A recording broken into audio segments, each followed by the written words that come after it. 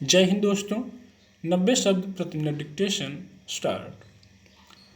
आज के दौर में आबादी का बड़ा हिस्सा किसी न किसी रूप में मानसिक बीमारियों का शिकार होता जा रहा है। चिंता की बात ज़्यादा इसलिए है कि अब बच्चे भी मानसिक समस्याओं की गिरफ्त में आते जा रहे हैं।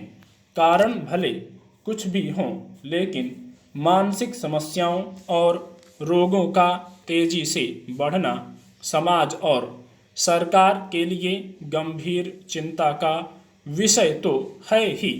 अवसाद और खुदकुशी की लगातार बढ़ती घटनाएं हालात की गंभीरता को बताने के लिए काफ़ी हैं।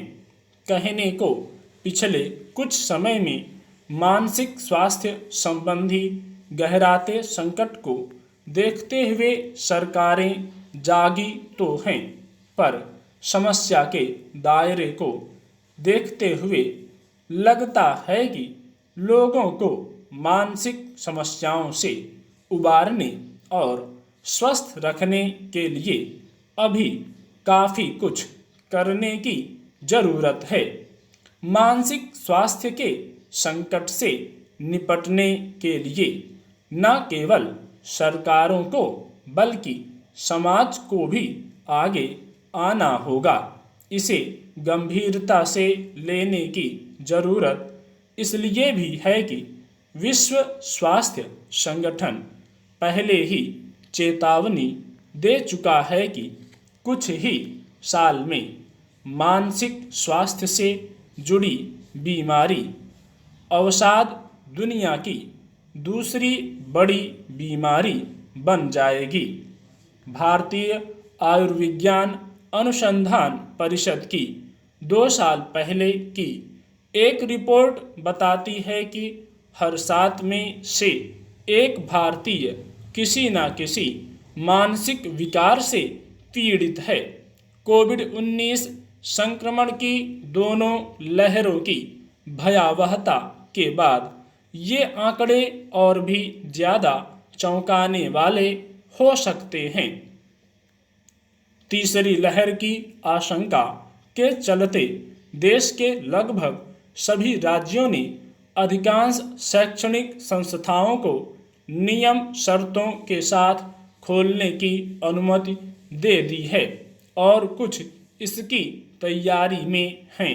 बीते 20 महीनों में समाज ने बहुत कुछ खोया है तो बहुत सारे अनुभव भी लिए हैं, सीख भी मिली हैं।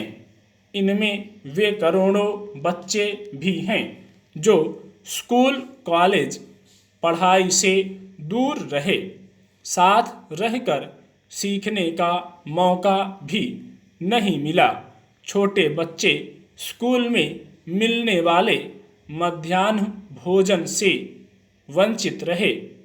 अब जब शैक्षणिक संस्थाएं खुल रही हैं तो यह भी देखने में आ रहा है कि बच्चे, शिक्षक और परिवेश वैसा नहीं रहा जैसा महामारी से पूर्व था। ऐसे में बच्चों और शिक्षकों को अपनी शारीरिक और मानसिक सेहत की देखभाल करने में सहानुभूति और सहयोग देना आज पहली ज़रूरत है। इन समस्याओं को ध्यान में रखते हुए सरकारी स्तर से लेकर तमाम संस्थाएं बच्चों, शिक्षकों, शैक्षिक कार्यकर्ताओं और आमजन के मानसिक स्वास्थ्य की उलझनों को दूर करने की दिशा में अग्रसर हो रही हैं।